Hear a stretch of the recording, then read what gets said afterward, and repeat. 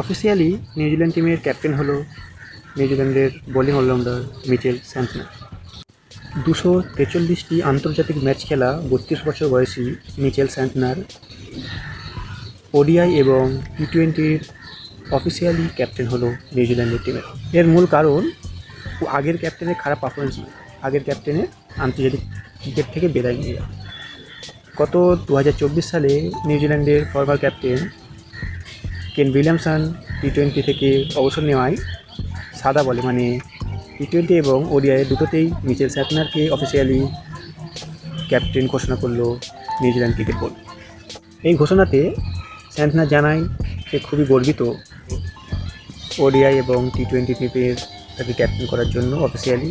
যদিও এর আগে ওডিআই এবং টি20 দুটোতেই অধিনায়কত্ব করেছে এই অলরাউন্ডার।